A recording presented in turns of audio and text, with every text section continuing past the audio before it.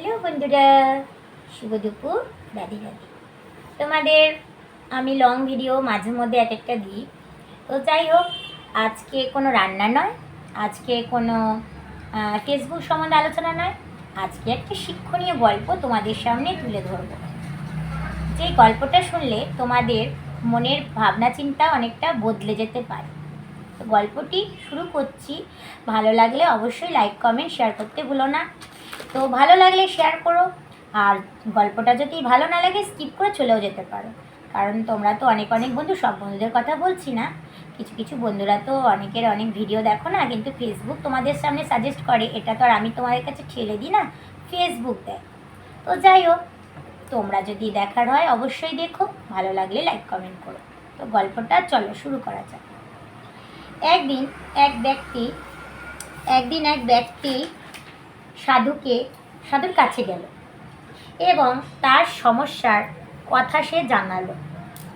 সাধুকে বলল, সাধু বাবা, আমি জীবনে কোনো খুশি কেন পাই না, খুশি হতে পারি না।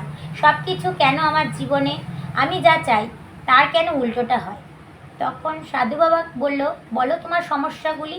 তখন এক এক করে বলতে লাগলো যে আমি ভেবেছিলাম যে যদি চাকরি পেতাম বাবাকে একটা গাড়ি কিনে দেবো। তো যেই চাকরি পাবো তার আগে আগে বাবা মারা গেল।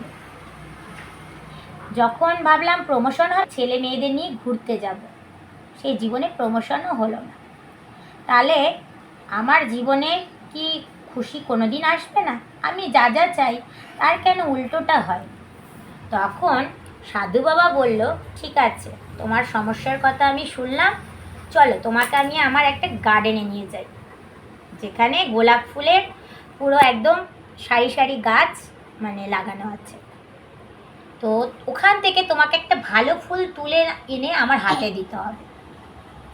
আর একটা কথা কি তোমাকে বলছি, সেটা কিন্তু মাথায় রাখবে, গোলাপ ফুল কিন্তু তুমি একটাই তুলবে, যেটা সামনে থেকে পেছন থেকে শুরু হবে সারি সারি ফুল, অনেক ফুল, সেখান থেকে কিন্তু ভালো ফুলটা তোমাকে তুলে আনতে হবে। এবার ও কি করলো, একটু করে যাচ্ছে, দাঁড়াচ্ছে, কোন ফুলটা ভালো। সব ফুলই কিন্তু ওখানে ভালো, বড় ফুল আছে, ছোট ফুল আছে, সুন্দর দেখতে ফুল আছে, নানান ধরনের ফুল আছে।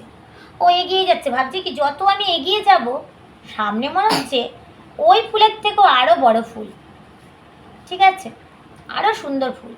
ও এগিয়ে যাচ্ছে, একদম শেষ প্রান্তে চলে গিয়ে তারপরে দেখলো যে যেই ফুলটা তুললো, দেখলো সেটা কিনা সামনে শুকিয়ে যাওয়া ফুল।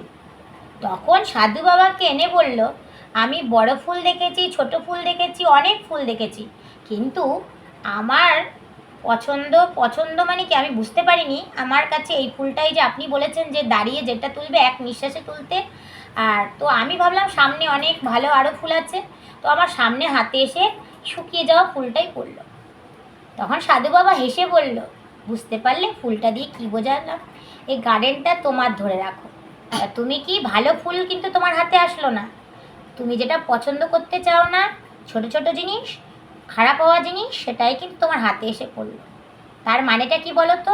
তুমি ছোট ছোট খুশি কখনো কারোর সাথে ভাগ করেই নিতে পারো না, তুমি ছোট ছোট খুশিকে সেলিব্রেশন করতে শেখোনি, তুমি সবসময় ওপর দিকে উঠতে চেয়েছো, বড়, আরও ভালো, আরও সামনের দিকে। আরে মানুষ তো ছোট থাকতে বড় হয়, ঠিক আছে, তুমি কি সবসময় বড়োর দিকে গেছো, তাই তুমি ফুলটা দিয়েই প্রমাণ পেলে।